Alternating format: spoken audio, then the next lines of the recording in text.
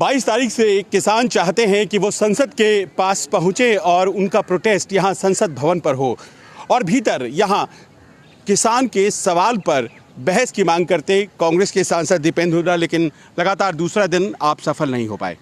पर दुर्भाग्य की बात है, कल भी 267 का हमने नोटिस दिया, किसान के मुद्दों पे तुरंत चर्चा हो। आज भी कार्य स्थगन प्रस्ताव दिया कि सारे कार्य को छोड़कर किसान के मुद्दे पे चर्चा हो, मगर उस और विपक्ष की तरफ से मेरी जिम्मेदारी लगी कि इस मुद्दे को आप उठाइए, मगर हम उठाएं इससे पहले माननीय सभापति महोदय ने उस नोटिस को खारिज करने का काम किया। धन्यवाद करता हूं, पूरा विपक्ष एक स्वर में देश के किसान के साथ आया, उस बात को उठाने का काम हुआ। मगर जैसे ही ये देखा, उस बात को देखते हुए संसद की कार्रवाई को 12 बजे तक स्थगित करने का काम हुआ राज्यसभा की, जिसमें 12 बजे हम वापस जाएंगे। स्पष्ट है, सरकार अहंकार में डूबी हुई है। 8 महीने के इस संघर्ष के बाद, जब 3 कृषि कानूनों की वापसी के लिए किसान संघर्षरत हैं 8 महीने से, 400 उनकी जान कुर्बान हो चुकी, इन धरनों से शव अपने अपने गाँव में पंजाब हरियाणा में लौट चुके। इस सब के बावजूद देश के किसान की आवाज़ को स्थान भी संसद के अंदर देने के लिए सरकार जो है, मैं समझता हूं, आप कहते हैं अहंकार है, लेकिन प्रधानमंत्री और समूचा सत्ता पक्ष कहता है कि आप नकारात्मक राजनीति कर रहे हैं, सदन को बाधित कर रहे हैं। मैं पूछना चाहूँगा कि अगर हम नकारात्मक कर रहे हैं तो सकारात्मक क्या है? क्या देश के किसान को इस तरह से अपमानित करना सकारात्मक राजनीति है? क्या डीजल, पेट्रोल, रसोई गैस की कीमतों को आसमान में चढ़ाकर हर देश के नागरिक के घर का बजट बिगाड़ना सकारात्मक राजनीति है? क्या फ़ोन टैपिंग के माध्यम से पत्रकारों का, जुडिशरी का, राजनीतिक प्रतिद्वंद्वियों का फ़ोन टैप कराकर देश के नागरिक के अपने राइट्स को छीनना सकारात्मक राजनीति है?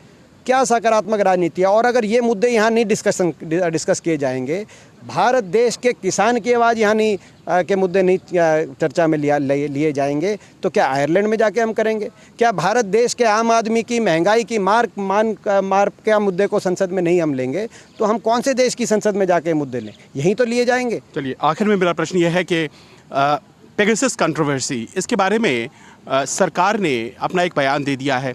सरकार कहती है कि बड़ा क्रोनोलॉजिकल तरीके से टाइम करके इसको आप लोग उठाते हैं, कहीं ना कहीं कोई साजिश का हिस्सा है, और जाहिर है कि संसद के मानसून सत्र से टाइम किया गया। ऐसा लगता है, इसमें एक बात स्पष्ट हो रही है कि संवैधानिक मापदंडों में सरकार का विश्वास नहीं है। संविधान के तहत, राइट टू लाइफ के तहत, राइट टू प्राइवेसी, हमारे संविधान ने हर नागरिक को राइट टू प्राइवेसी दी है, मगर संविधान को तार तार करते हुए एक इंटेलिजेंट स्टेट की तरह रन करना चाहते हैं। एक प्रजातांत्रिक राज्य की तरह नहीं, देश को इंटेलिजेंट स्टेट की तरफ सरकार लेके जाना चाहती है, स्पष्ट है। और सरकार कह रही है कि उन्होंने नहीं किया है। मैं आपसे पूछना चाहता हूँ, क्या भारत के जजों के, भारत के पत्रकारों के, भारत के भाजपा के राजनीतिक प्रतिद्वंदी दलों के फ़ोन अगर टैप हो रहे थे, तो वो भारत की सरकार नहीं कर रही थी, तो क्या जिम्बाब्वे की सरकार कर रही थी? चलिए, बहुत बहुत धन्यवाद।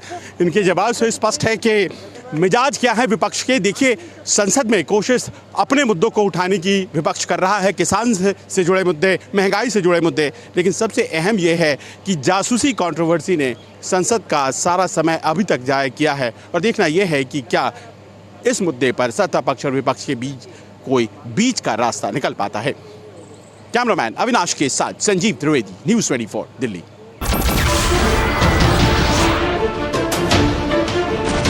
नमस्कार, मैं हूं मानक गुप्ता। अगर आपको हमारा ये वीडियो पसंद आया हो तो इसे लाइक और शेयर जरूर करें, और हां, हमें सब्सक्राइब और फॉलो करना ना भूलें, ताकि आप देश और दुनिया की कोई खबर मिस ना करें। तो जुड़े रहिए हमारे साथ और देखते रहिए न्यूज़ 24।